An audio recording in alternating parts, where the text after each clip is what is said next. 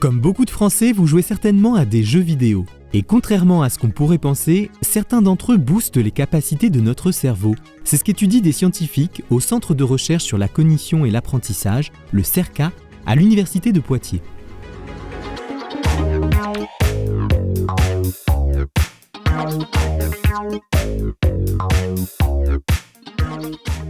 Depuis plusieurs années, les scientifiques s'intéressent aux jeux vidéo destinés à nous divertir et à leurs effets sur nos capacités cérébrales. Leurs recherches montrent un véritable bénéfice. Par exemple, ils améliorent notre aptitude à trouver rapidement un élément dans un environnement. Ils optimisent aussi notre mémoire visuelle des objets et des lieux. Plus récemment, les scientifiques ont prouvé que ces jeux développent ce qu'on appelle les fonctions exécutives. Globalement, on appelle fonction exécutive l'inhibition, la capacité à ne pas donner la première réponse automatique et instantanée, et c'est très important dans le quotidien, la capacité de flexibilité mentale, réussir à passer d'une stratégie donnée à une autre stratégie. Aussi, ce qu'on appelle flexibilité mentale, c'est le maintien des buts, toujours garder en tête l'objectif et ne pas se perdre au fur et à mesure de l'exercice, par exemple. Donc tout ça, c'est les fonctions exécutives et c'est des fonctions qui sont essentielles dans notre quotidien et qui sont essentielles à la fois dans nos apprentissages, mais aussi dans la vie de tous les jours. Dans les apprentissages scolaires, l'inhibition permet par exemple de réfléchir au problème avant de donner la première réponse qui nous vient en tête. Grâce à la flexibilité mentale, nous sommes capables de passer à un autre raisonnement lorsque le premier ne donne pas la bonne solution. Beaucoup de recherches ont porté sur les mathématiques, mais les fonctions exécutives se sont révélées utiles dans plusieurs autres apprentissages.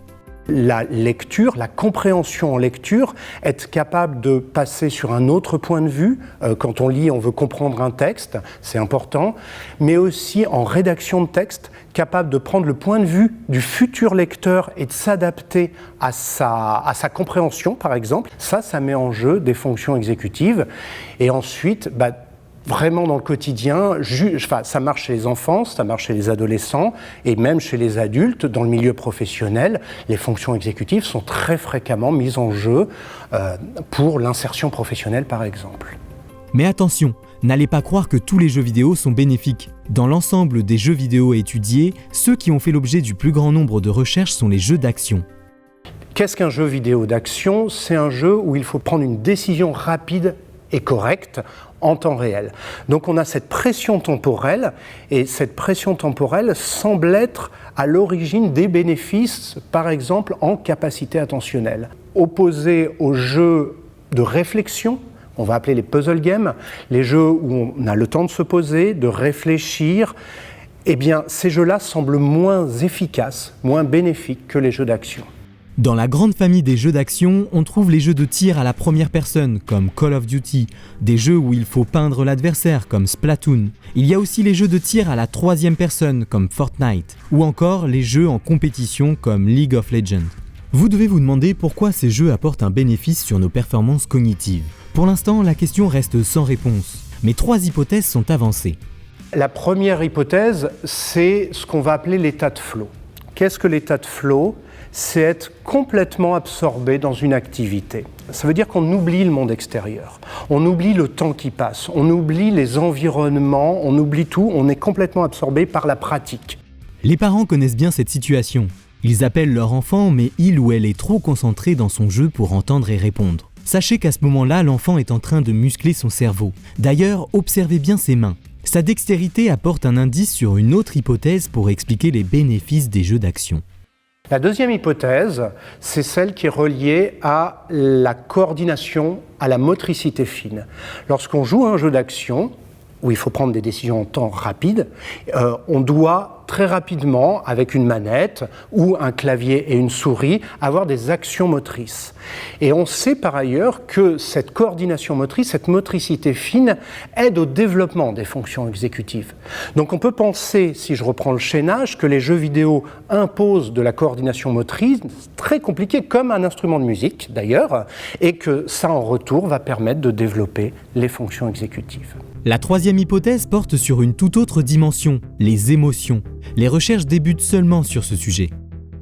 Il y a des jeux qui, effectivement, donnent du fun aux joueurs, mais il y a des jeux qui le stressent, il y a des jeux qui l'énervent, il y a des jeux qui lui font peur, donc qui vont lui donner des émotions négatives.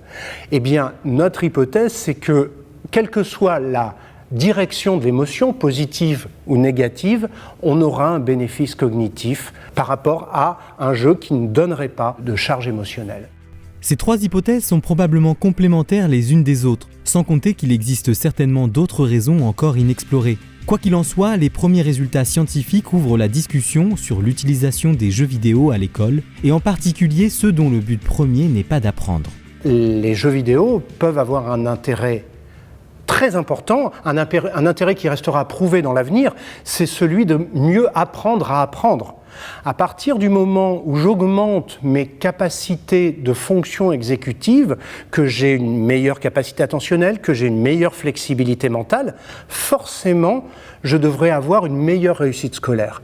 Et en conséquence, je devrais moins être démotivé, par exemple, par l'école. Les jeux vidéo auraient donc une vraie place comme un outil par rapport à d'autres, dans la mal-être de l'enseignant. La partie, ou plutôt la discussion, est loin d'être terminée. Alors en attendant, vous pouvez continuer à muscler votre cerveau tout en vous amusant, à la maison, en dehors des horaires de travail.